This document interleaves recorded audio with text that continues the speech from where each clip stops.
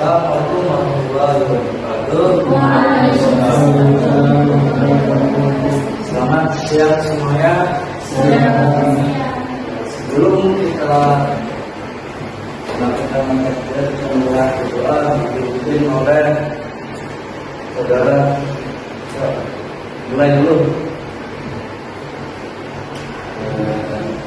Setelah dimulai,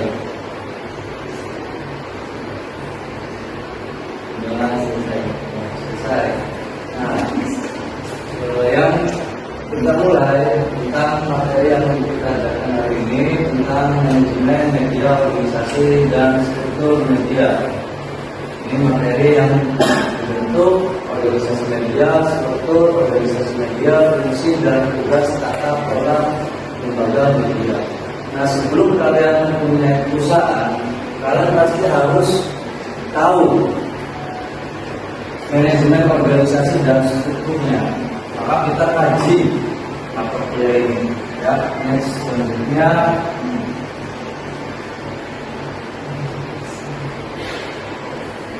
Saya dari ini mulai antar organisasi media. Definisi dan pentingnya organisasi media itu organisasi media dan sistem pengelolaan sumber daya media untuk mencapai tujuan komunikasi secara efektif dan efisien. Pasti di suatu organisasi itu mempunyai tujuannya. Tujuannya apa? Itu secara perusahaan ataupun organisasi itu sukses. Suksesnya itu ada indikatornya. Secara kalau misalnya indikator di dalam organisasi media itu efektif dan efisien. Nah, pasti kesuksesan tersebut ada sebuah pemimpin, pasti ada strukturnya. Di organisasi juga pasti ada strukturnya. Nah, di mana struktur tersebut itu organisasi mendasar memastikan kelancaran. Nah, ada anggotanya pasti. Di setiap organisasi itu ada pemimpin, anggota, divisi lain. Ini pengantar saya dalam bentuk organisasi media berdasarkan bentuk kepemilikannya. Yang pertama itu kan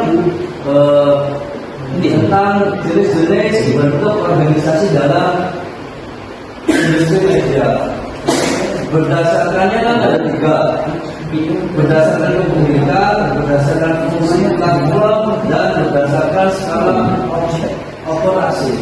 Nah, organisasi media luas yang memiliki oleh individu atau korporasi media publik dikelola oleh organisasi untuk kepentingan umum dan media komunikasi dioperasikan oleh kelompok masyarakat lokal. Ya, contohnya ini yang swasta, bahwa individu kan dan aslinya kan ada yang di bawah pemerintah, swasta, dan suatu kelompok lainnya. Jadi kita contohkan dari pemerintah, pasti mempunyai medianya apa? KRI. Nah, dan selanjutnya swastanya apa? MNC gitu. Dan suatu kelompoknya apa yang lokalnya itu apa? Ya, yang dirajak Cirebon itu lokal. Nah, berdasarkan apa? Sekarang berdasarkan fungsi platform organisasi berdasarkan fungsi mencakup produk, distribusi dan pemasaran berdasarkan platform memiliki media cetak, elektronik, TV, radio, dan digital. Nih, otomatis. Gitu. Selanjutnya berdasarkan skala operasi, skala organisasi media, berdasarkan manajemen lokal, regional, nasional, dan internasional, masing-masing jangkauannya, audiens, dan konteks manajemen yang berbeda. Ini skalanya ya, pasti kan di sebuah media nih pasti ada yang lokal, ada yang regional, ada yang internasional, gitu, ada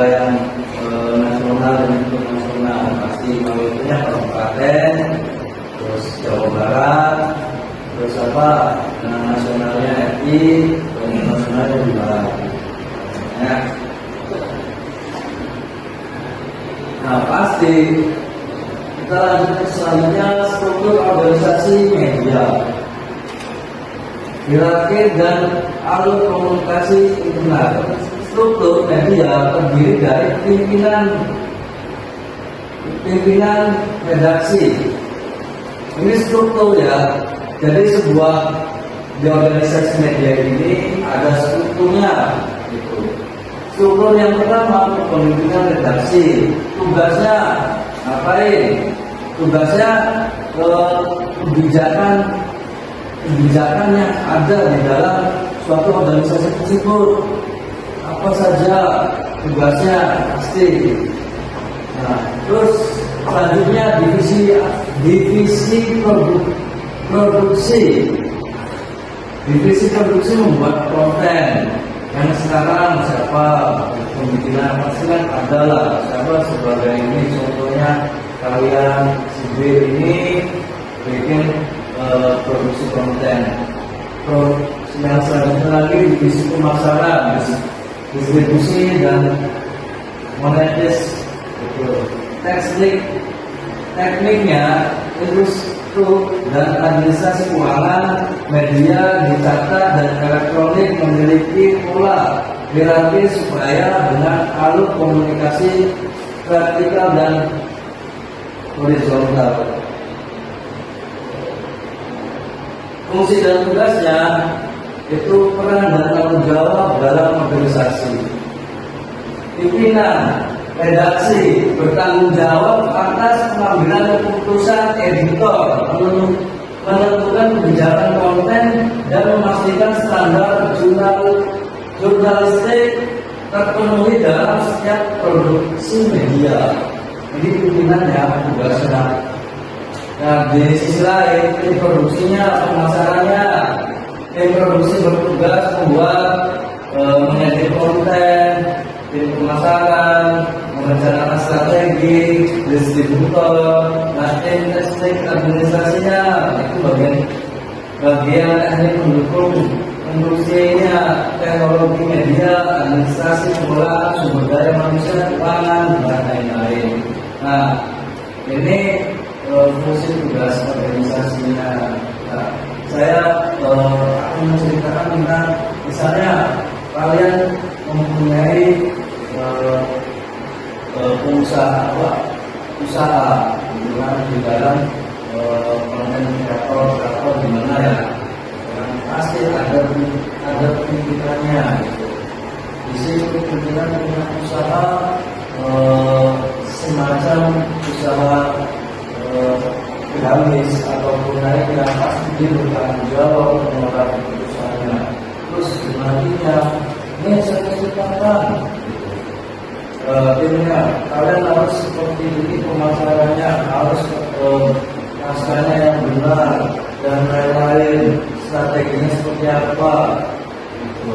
Nah, teknik administrasi ketika kita sudah masuk pasti mendapatkan gamis ataupun lain yang pasti dia bertanggung jawab mengelola perusahaannya. Terus selanjutnya ini saya ceritakan kalian harus seperti ini pemasarannya, harus naskahnya yang benar dan lain-lain, strateginya seperti apa gitu. Nah, teknik administrasi ketika kita sudah masuk pasti mendapatkan administrasinya. Tata kelola lembaga medianya, mekanisme pengawasan dan pengelolaan yang transparan dan akuntabel. Nah, definisi tata kelola lembaga media adalah mekanisme pengawasan dan pengelolaan yang transparan dan akuntabel untuk memastikan media beroperasi sesuai prinsip etika dan kepentingan publik. Yang kedua, prinsip tata kelola media 4. Prinsip pertama, independen, editorial dari kalangan eksternal dan profesional dalam menyajikan informasi akuntabel kepada publik dan transparan pada pengelolaan organisasi media.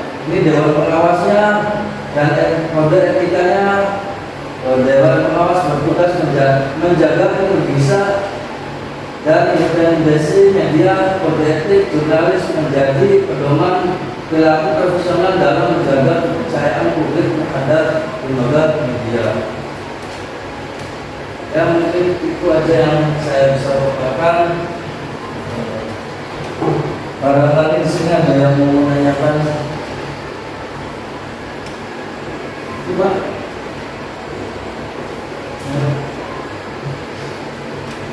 Dalam media itu kan macam-macam ya, ada yang umum dan ada yang kategori.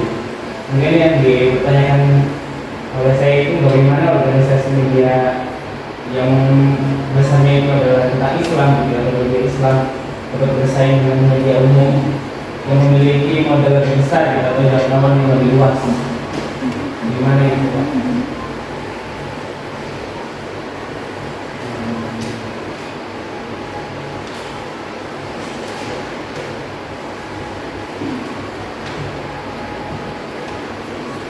Berarti bagaimana organisasi media Islam dapat bersaing dengan media umum?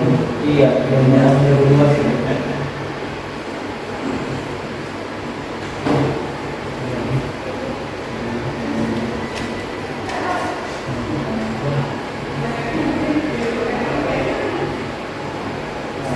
Di sini pasti bagaimana misalnya media Islam itu. Yang satu itu tentang menguatkan, mengunggulkan konten keislaman. Ya, dalam arti ini kita sebagai umat Islam itu harus mengoptimalkan media-media yang ada, yang seperti apa, seperti YouTube, IG, Facebook dan lain-lain itu menyiapkan, mengoptimalkan dan itu mempunyai tim-timnya. Semakin kita semakin kita banyak tim-tim atau mengupload tentang media-media Islam, itu udah media Islam itu akan unggul. Ya, contoh kita misalnya melihat di Google, kan? Di Google misalnya kita mempunyai perusahaan, ya. Yang satunya perusahaan satu, nah, dan mempunyai anak cabang 20 ataupun 30. Nah, di situ kita mengkaji secara secara global tentang kajian terkait Islam semua. Dia akan mengumpulkan dan juga mengiklankan Google yang ada juga tersebut, diiklankan semua akan lebih maju dan itu juga berpengaruh dengan media-media lain, sama akan bertarung semaksimal mungkin. Ya, next selanjutnya barangkali ada yang menanyakan lagi. Dalam perspektif Islam itu apa tanggung jawab besar seorang pemimpin media? Nah, itu, gampangnya yang terbesarnya itu apa? Jadi seorang pemimpin itu harus bertanggung jawab sepenuhnya. Jangan sampai kita tidak bertanggung jawab. Ada salah satu media yang kemarin itu yang ibaratnya melecehkan santri kan, itu kan. Tapi itu kan seorang pemimpin itu bertanggung jawab sampai mendatangkan kiainya. Nanti yang ada media tersebut itu